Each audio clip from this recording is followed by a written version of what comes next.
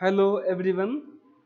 In this video, we will analyze an electrical circuit using Laplace transform. इस lecture में मैंने एक problem लिया है।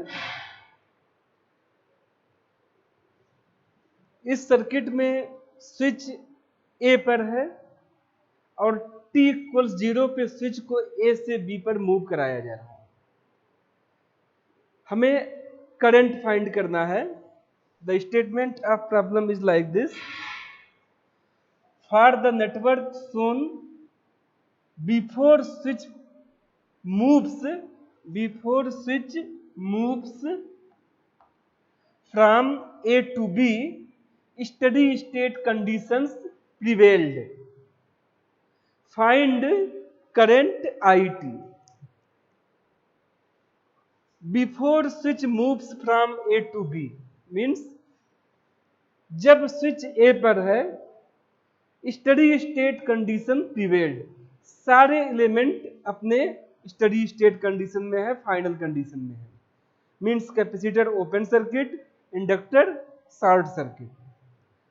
t इक्वल्स 0 टाइम पर स्विच को ए से बी की तरफ शिफ्ट कर दिया जा रहा है। स्विच को ए से डिस्कनेक्ट करके बी पे कनेक्ट कर दिया जा रहा है।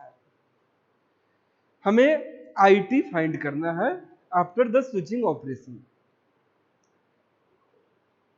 तो सबसे पहले हमें इनिशियल कंडीशंस फाइंड करने होंगे। बिफोर द स्विचिंग ऑपरेशन हमें कैपेसिटर के अक्रॉस वोल्टेज फाइंड करना होगा और इंडक्टर के थ्रू करंट फाइंड करना होगा। सारे एलिमेंट्स अपने स्टडी स्टेट कंडीशन में है before the switching operation. So the inductor can be replaced by short circuit. इसको हम शॉर्ट सर्किट कर दे रहे हैं और कैपेसिटर ओपन सर्किट।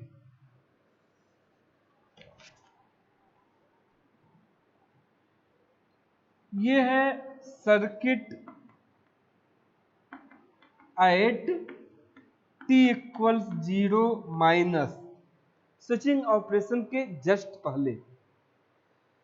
अब इसमें हम करंट फाइंड करेंगे एट t इक्वल्स 0 माइनस। ये करंट IL इंडक्टर के थ्रू जो करंट फ्लो हो रहा है, IL 0 माइनस फाइंड करेंगे और कैपेसिटर के across voltage VC 0 minus. IL 0 minus. आप देखिए एक वोल्टेज सोर्स V है और एक रेजिस्टेंस R है। इस वोल्टेज सोर्स V से इस रेजिस्टेंस R के थ्रू और यहाँ इंडक्टर जो कि उसके स्टडी स्टेट कंडीशन से रिप्लेस किया गया है बाय शॉर्ट सर्किट, जो करंट फ्लो होगा स्विचिंग ऑपरेशन के जस्ट पहले, वो IL 0 माइनस हमें कैलकुलेट करना है। सो ये क्लियर है सर्किट से, इसमें एक वोल्टेज सोर्स है, एक रेजिस्टेंस है। सो IL 0 माइनस होगा voltage divide by resistance R। Since inductor opposes the change in the current, so switching operation के जस्ट बाद भी सेम करंट फ्लो होगा इंडक्टर में। Means IL 0 plus V upon R ही होगा।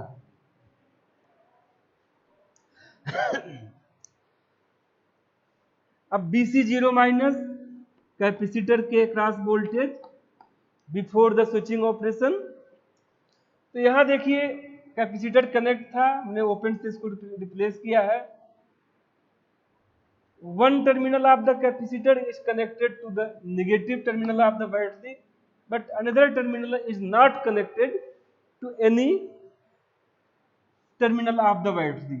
ये ओपन है, किसी बैटरी के किसी भी टर्मिनल से कनेक्ट नहीं है और कैपेसिटर इनिशियली चार्ज भी नहीं है, इसलिए BC 0 माइनस इक्वल्स 0 वोल्ट होगा और कैपेसिटर वोल्टेज चेंजिंग का अपोज करता है, इसलिए स्विचिंग ऑपरेशन के जस्ट बाद BC 0 प्लस वो भी सेम होगा, 0 वोल्ट ही होगा।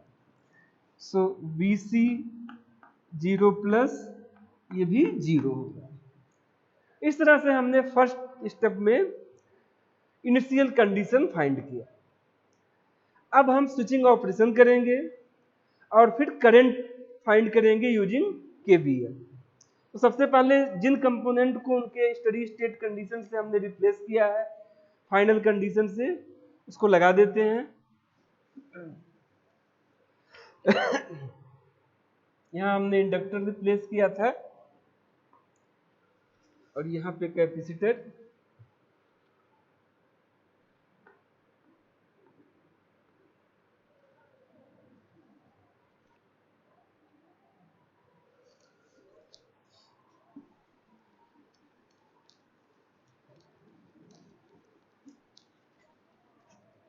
यहां हम नोट कर लेते हैं IL 0 प्लस ये V/R है और BC 0 प्लस इक्वल्स 0।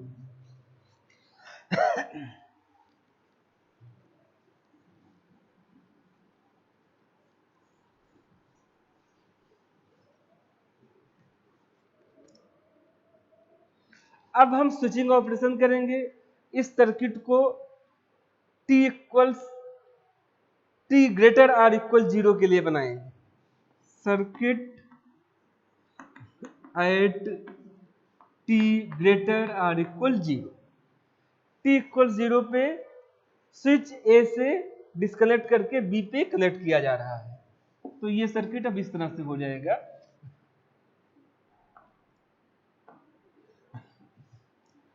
अब हम इस मेश में जिसमें केवल 2 ही एलिमेंट हैं, एक इंडक्टर है एक कैपेसिटर है, KVL यूज करेंगे for IT, to find IT।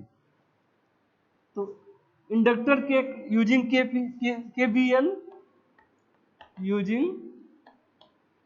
KVL inductor के अक्रॉस वोल्टेज आप जानते ही हैं कि L dIT/dt होता है। यहां लिखेंगे L dIT/dt। प्लस से माइनस की तरफ हम लोग ट्रेवर्स जा रहे हैं। सो वोल्टेज ड्रॉप का केस है, इसलिए हमने पॉजिटिव लिया है और क्लॉकवाइज डायरेक्शन में ही चलेंगे। प्लस माइनस, यहां भी हम प्लस से माइनस की तरफ चलेंगे। यहां भी वोल्टेज ड्रॉप का केस होगा तो पॉजिटिव ही लेना है। कैपेसिटर के क्रॉस वोल्टेज आप जानते हैं, ये होता है 1/C इंटीग्रेशन IT dt। हमने इंडक्टर के क्रॉस वोल्टेज लिख लिया और कैपेसिटर के क्रॉस वोल्टेज लिख लिया। 2 ही एलिमेंट थे, दोनों के क्रॉस हमने वोल्टेज नोट कर लिया, लिख लिया। इसका एडिशन 0 होगा बाई KVL। अब हम लाप्लास ट्रांसफॉर्म लेंगे इस इक्वेशन का। टेकिंग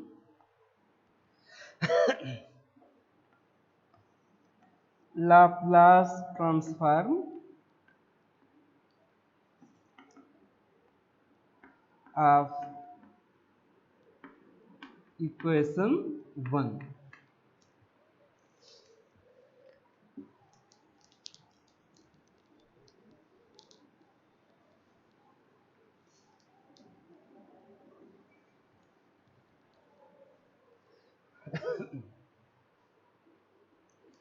आप जानते हैं कि if Laplace transform of I of t is capital I of s, then Laplace transform of dit/dt is s I of s minus I0 plus। I0 plus current की initial value है when t tends to 0। ऐसे ही अगर I of t का Laplace transform I of s है तो I of t को integrate करने पे integration of I of T D T, तो लाप्लास ट्रांसफॉर्म हमें मिलेगा आई ऑफ एस अपॉन एस। तो लाप्लास ट्रांसफॉर्म की ये दोनों प्रॉपर्टी यूज करके अब हम इक्वेशन 1 का इस इक्वेशन का लाप्लास ट्रांसफॉर्म लेंगे।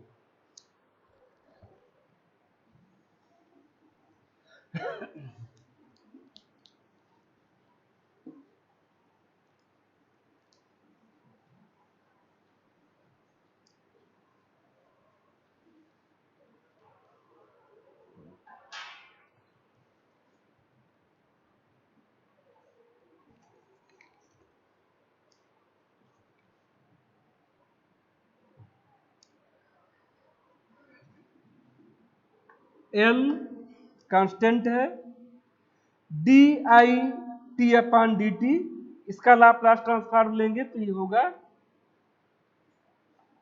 S of S into I, capital I of S, I T का आई ऑफ टी का Laplace transform I of S है, तो D upon D T I of T का लाप्लास ट्रांसफॉर्म होगा S into capital I of S minus small I zero plus. ये हमने Laplace transform की property से हमने यहां लिखा है।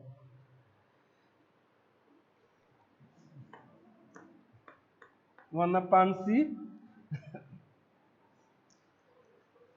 आई ऑफ टी का Laplace transform capital I of S है, तो integration of I of T D T का Laplace transform I capital I of S upon S होगा, capital I of S upon S equals 0।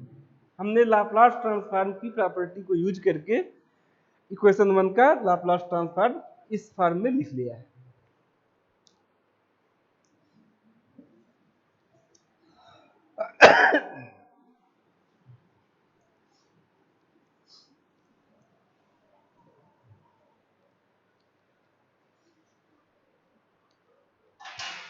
अब इसको simplify करना है, S L I of S minus L I of 0 plus plus 1 upon S C I of S equals 0।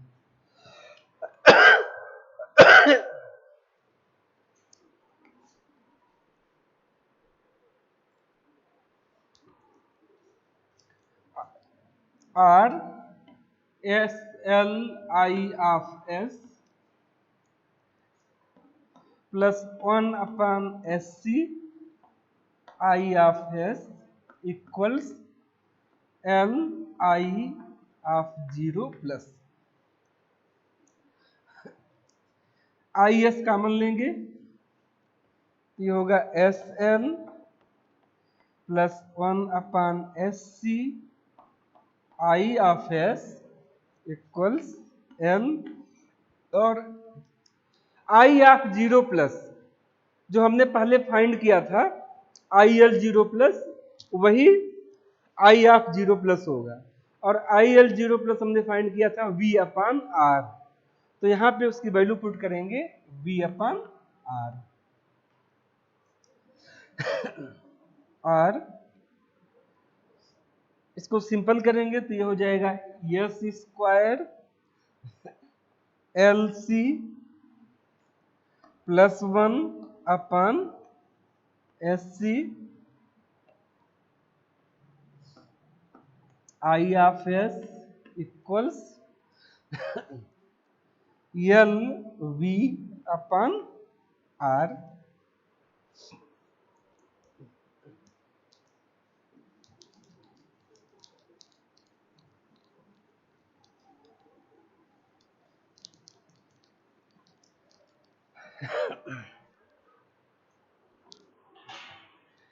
तो इस तरह से आई of S लिख सकते हैं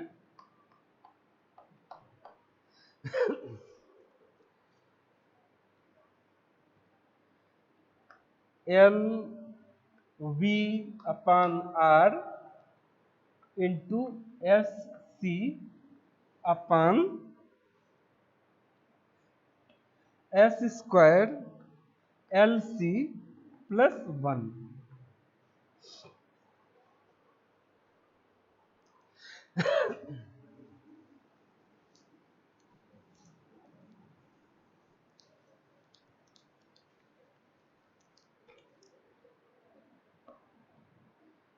इसको हम इस तरह लिखेंगे, LC पहले लिखेंगे, LC into V upon R into S अपान, यहाँ हम LC कॉमन ले लेंगे, तो यहाँ LC कॉमन लेंगे तो ये हो जाएगा S square plus 1 upon LC।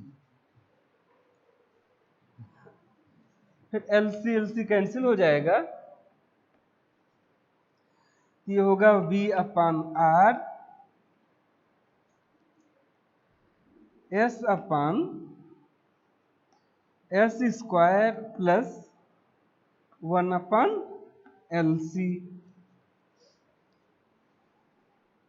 ये I ऑफ S है।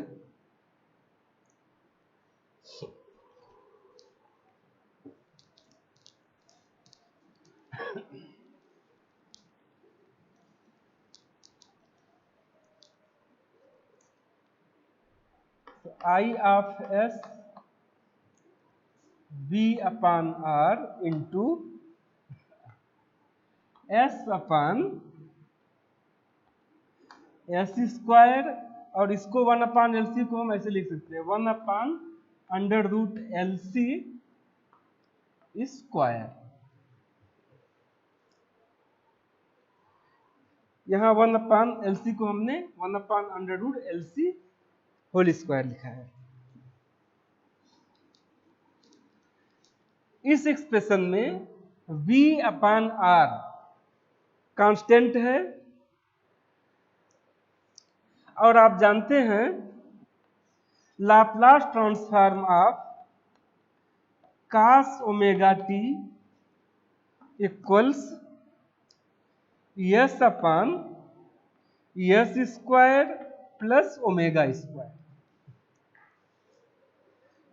cos ओमेगा t का Laplace transform S upon S square plus omega square. अगर हम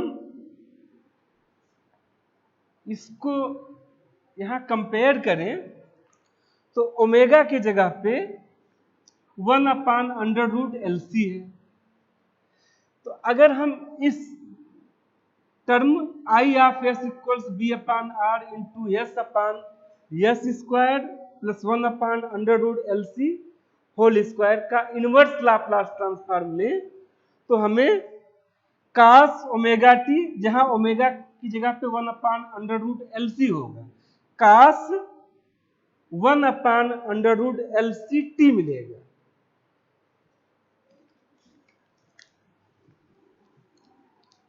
अब हम इस टर्म का IS का इनवर्स लाप्लास ट्रांसफॉर्म लेते हैं। अगर हम इस frequency domain function I of S का इनवर्स लाप्लास ट्रांसफॉर्म लेंगे तो ये टाइम डोमेन में कन्वर्ट हो जाएगा, current in time domain. So I of t equals inverse Laplace transform I of S।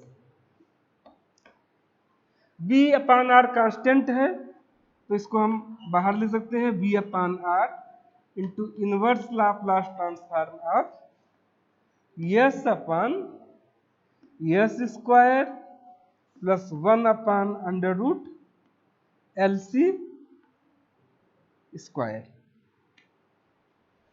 और अभी जैसा मैंने बताया कि S upon under root S square plus 1 upon under root LC square ये cos 1 upon under root LC t का Laplace transform है। तो जब हम इसका इनवर्स लाप्लास ट्रांसफॉर्म लेंगे तो हमें जो फंक्शन मिलेगा टाइम डोमेन में वो होगा cos 1 upon under root LC t। तो इस तरह से करंट हमें मिलेगा V/R cos 1/√LC/T। यही सर्किट में करंट का एक्सप्रेशन है। जब हम स्विच को मूव कराएंगे at t equals 0 from A to B, तो after the switching operation the current in the circuit will flow and it will be given by this expression V/R cos 1/√LC/T। तो इस तरह से हम Laplace transform use करके circuit के analysis करते हैं। सबसे पहले हम इनिशियल कंडीशंस फाइंड करते हैं। स्विचिंग ऑपरेशन के पहले इंडक्टर लगा है तो उसमें कितना करंट फ्लो हो रहा है, कैपेसिटर लगा है तो उसके अक्रॉस कितना वोल्टेज है, और उसके बाद फिर स्विचिंग ऑपरेशन के अकॉर्डिंग हम सर्किट को ड्रा करते हैं, KVL KCL यूज करके इक्वेशन लिखते हैं और फिर इस इक्वेशन का लाप्लास ट्रांसफॉर्म लेंगे और मैथमेटिकल अरेंजमेंट के बाद इनवर्स लाप्लास ट्रांसफॉर्म लेंगे तो हमें टाइम डोमेन में करंट या वोल्टेज जो भी फाइंड करना होगा वो मिल जाएगा। Thank you.